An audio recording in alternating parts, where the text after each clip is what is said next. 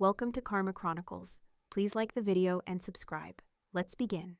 I knew better than to expect peace at dinner, but that night I clung to a shred of hope. My prototype sat carefully boxed beside me, wrapped in foam and cloth, and I just needed 1 more hour to finish soldering the main chip before tomorrow's competition. Just 1 hour. We sat around the table like always, my mom, dad, Damien, and me. Leona, 24, engineering student, part-time mechanic, full-time invisible daughter. Dinner was meatloaf, the same cheap ground beef special my dad liked, the kind that stuck to your teeth. I wasn't hungry. My stomach was in knots from the double shift I had just finished at the auto body shop. I set the box gently beside my plate and pulled out my laptop and toolkit. "Really, Leona?" Damien said with a smirk, already digging into his food like he hadn't just spent all day doing nothing. "At the dinner table? Come on, even our little robot mechanic needs a break?" Mom laughed, sipping from her wine glass like it was water. "Let her be. It's just another one of her little gadgets." I didn't look up. I knew how this went. "You know," Damien went on, his voice full of that smug charm everyone fawned over. "Maybe this is why you don't have a boyfriend. Nobody wants to date a toaster." Dad snorted into his fork. "Maybe it's the universe telling you to relax." They laughed. It wasn't even mean-spirited to them. Just casual, effortless dismissal, the way you'd swat a fly. I forced a smile and said nothing, hands working quickly. One misstep, and the processor would fry. I was too close to risk it. Then Damien leaned over. "What is this even supposed to be?" Before I could stop him, he grabbed the prototype case and yanked it toward himself. "Don't." He popped it open with theatrical flair and held up the delicate, half-exposed frame like it was a toy. "Whoa, looks like the Terminator's pacemaker." Then, without warning, he let it slip from his hand. It hit the tile with a sharp, gut-punching crack. I froze. For a second, nobody said anything. Then Mom chuckled. "It's just a thing, Leona. Don't be so dramatic." I knelt down, fingers trembling as I gathered the pieces. The warped shell, the fractured power board, the memory chip, snapped down the middle. "Geez," Dad muttered, wiping his mouth. "You're acting like someone died." I didn't answer. I didn't even cry. I just scooped up the wreckage, carefully placed it back in the box, closed my laptop, and stood. "Leona, come on," Damien said, half laughing. "Don't get all sensitive. It was an accident." "Yeah," I said, my voice quiet. "That's what it always is." I walked out without another word, prototype clutched tight to my chest, out the front door, down the steps, through the thin air of early spring.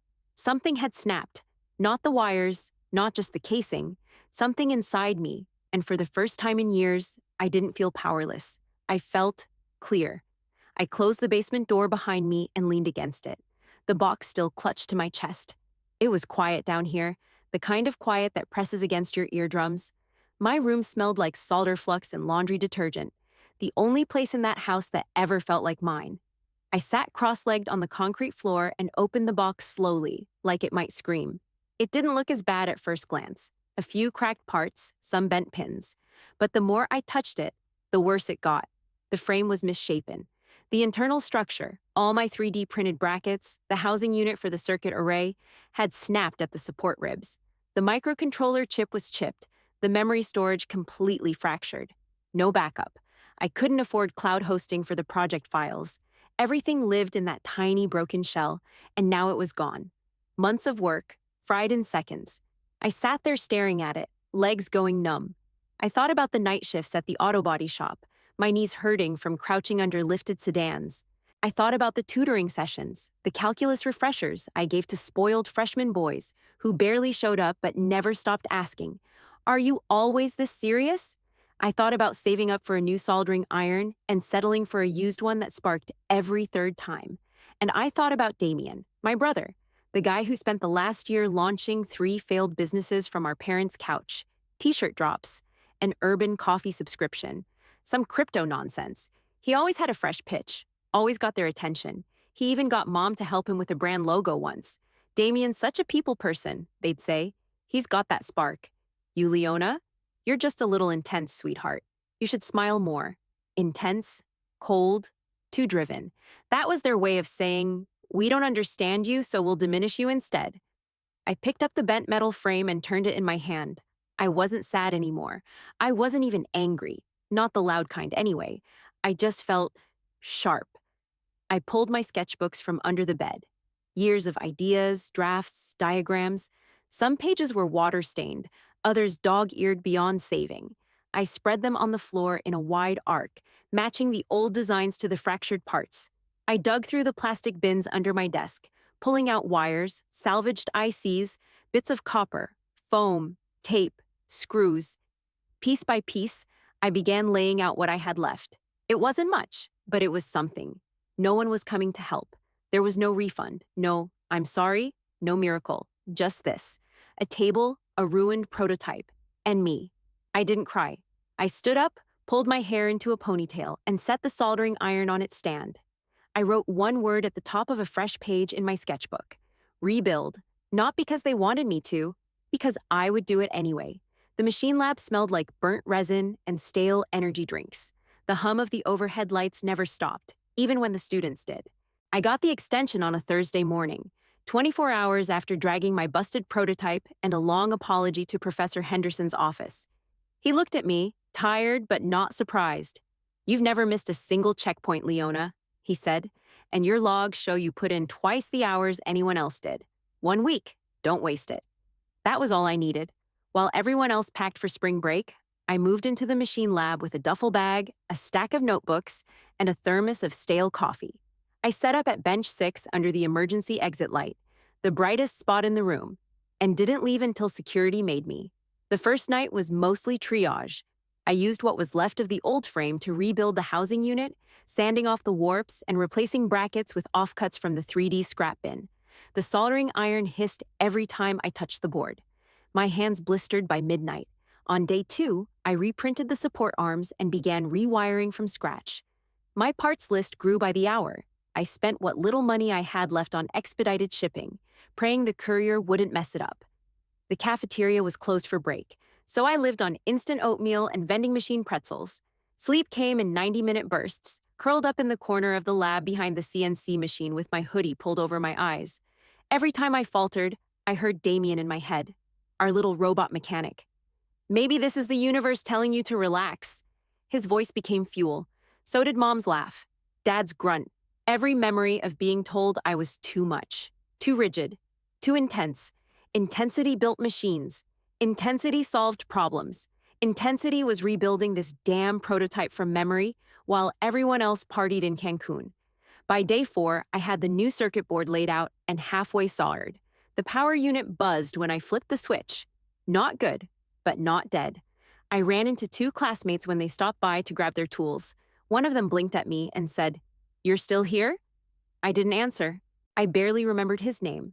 By day 5, my fingers trembled when I typed. I started reciting the code aloud as I wrote it, line by line, like some kind of prayer. That night, the prototype finally booted.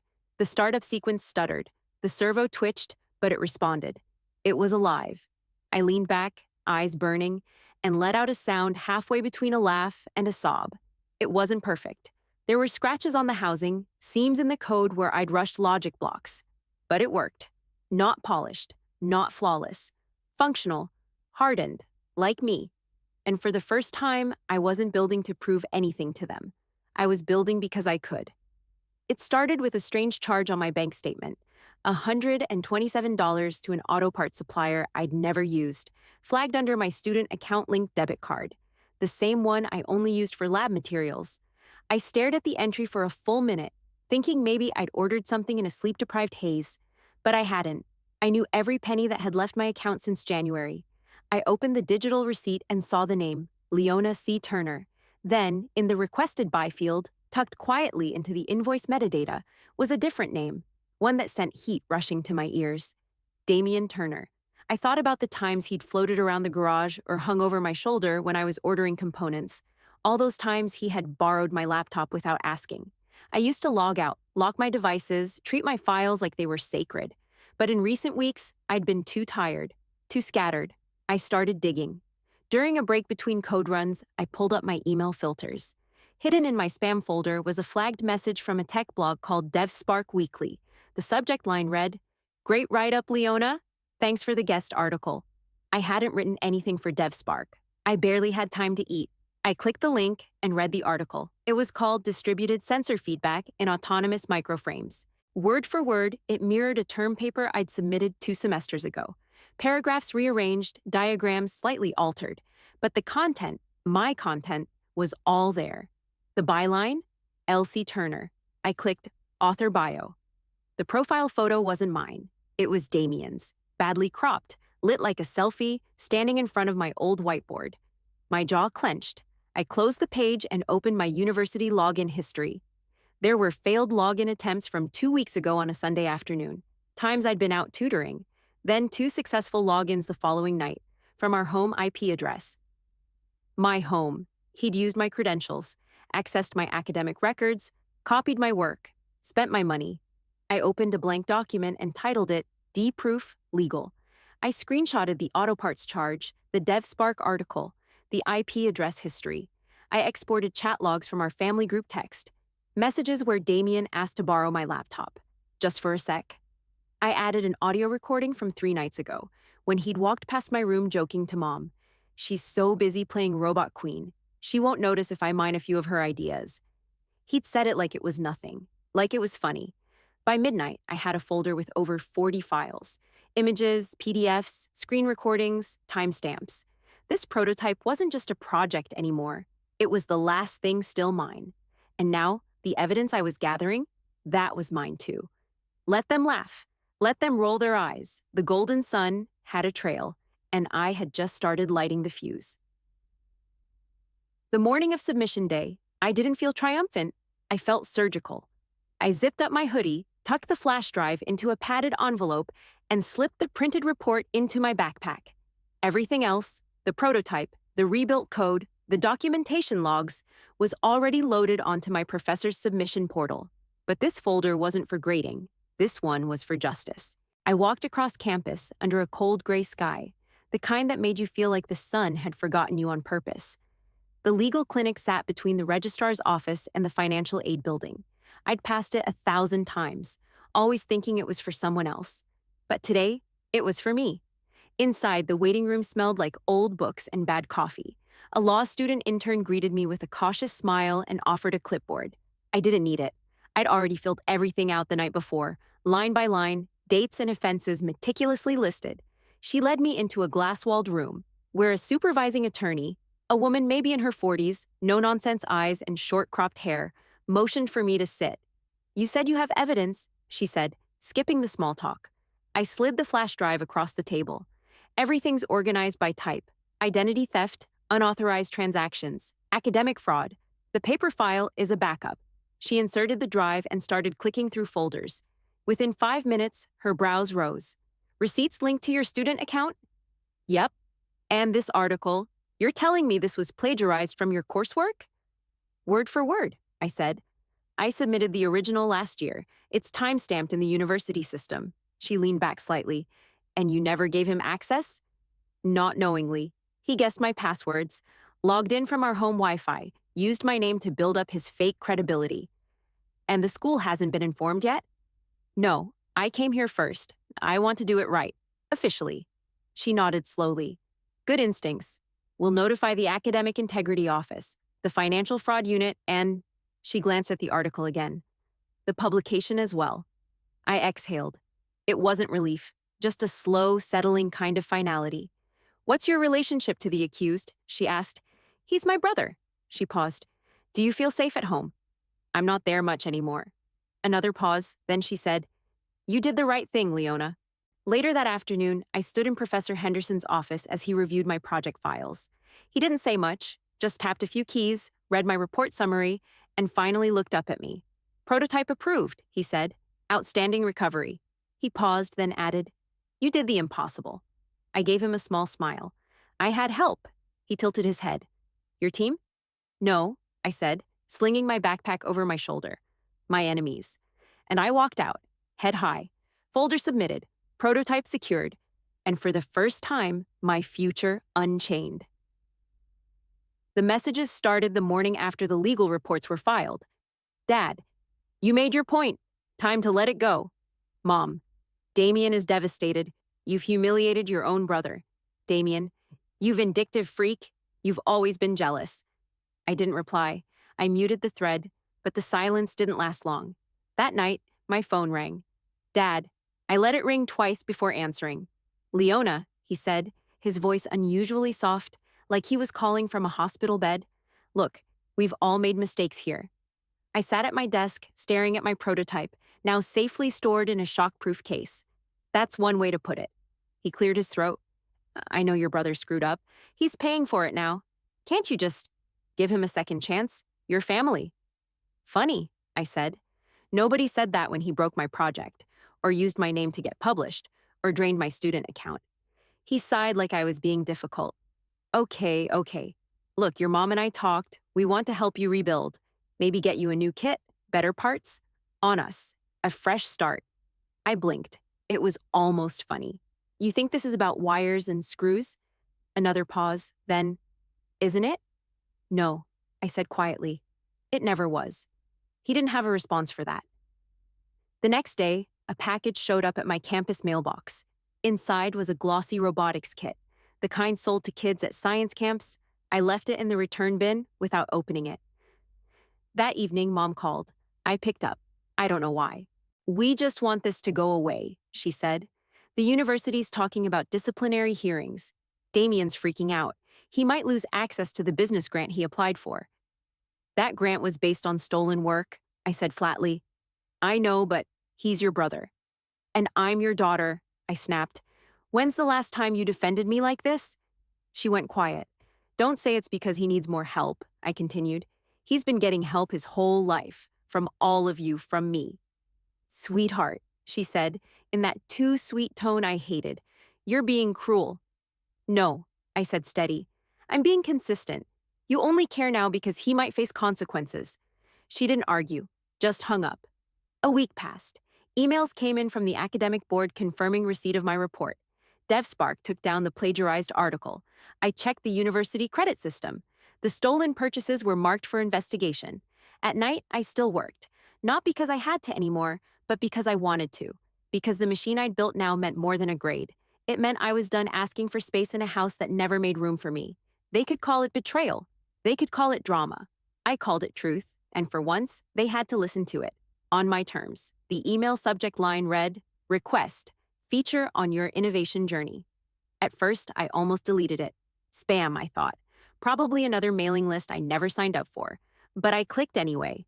The sender was a senior editor from the Current Circuit, a digital journal that covered engineering innovation and human stories behind the tech. I'd read it before, once while waiting for parts in the campus lab. They didn't do fluff pieces. They covered prototypes that changed lives. And apparently, they wanted to talk to me. The email was polite, enthusiastic. We came across your submission and the university press release regarding the legal filings. Your story is extraordinary. We'd love to highlight your project and your personal journey for our next cover feature. I stared at the screen for a long time. I told no one outside the clinic and faculty what happened.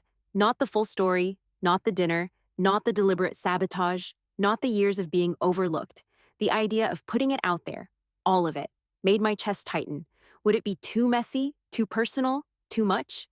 Then I remembered what my mom had said. You're being cruel. And my brother, you've always been jealous.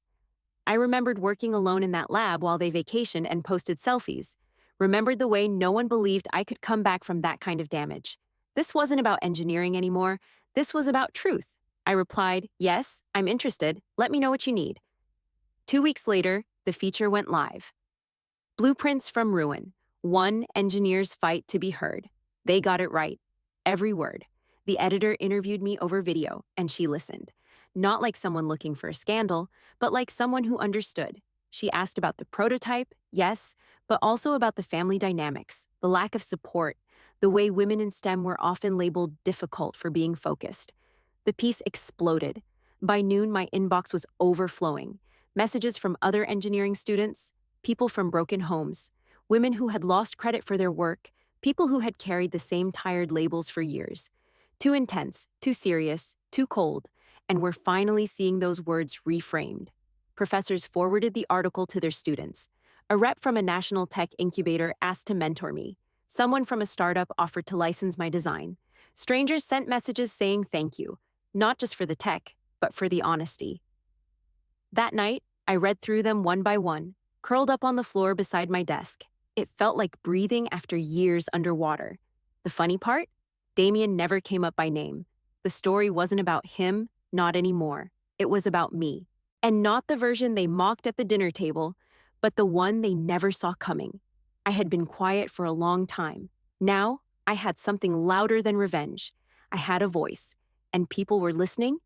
3 months later, I had a keycard with my name on it and an office overlooking the Old River District downtown.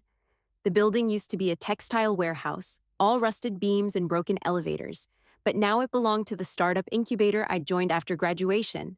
And somehow, I was their technical director. Me, the too intense girl who used to solder under a laundry vent. I spent my days walking the floor, mentoring fresh teams, greenlighting funding for working-class students with ideas and nowhere to take them. The same kind of people I used to be. The new badge still felt strange on my chest.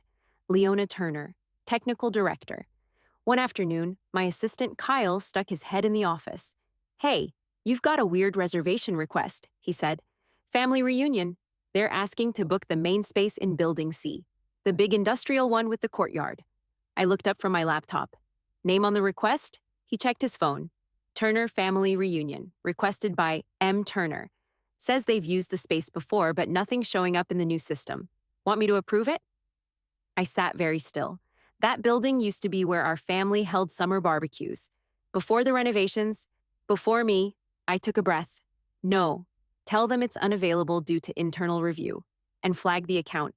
He blinked. Internal review? I gave a small smile. Just say, due to outstanding ethical complaints, we are unable to approve this reservation. Kyle gave me a look, but nodded. You got it. A week later, they showed up anyway. It was a Saturday. I was walking the atrium floor in heels that still gave me blisters and a blazer sharp enough to cut glass when the door opened, and I heard it. My mother's voice. "Excuse me? Is someone here? We were told." She trailed off when she saw me. My father stood behind her in a windbreaker, looking older than I remembered. Damien was there too, sunglasses on, as if shielding himself from a truth he hadn't expected to meet face to face. They didn't recognize me at first. Not until I stepped forward. "Leona?" my mother said, her voice tilting upward, unsure. We didn't know you." I didn't flinch. I just held their gaze. "You did," I said. "You just never thought I'd be standing behind the door you're knocking on." They stood frozen in the sunlight pouring through the atrium skylight. No laughter, no jokes, no backhanded compliments, just silence. "Turn around," I said calmly. "This building is no longer available to you." Damien took a step forward. "Leona, don't do this." "I'm not doing anything," I replied. "You already did it. I'm just enforcing the consequences." They didn't argue. Not really. They just left. Quietly, awkwardly, for once without fanfare. I watched them go, heels steady on the tile, blazer crisp at the shoulders. I wasn't angry anymore. That part had burned out. Now I was something else. I was the one who held the key.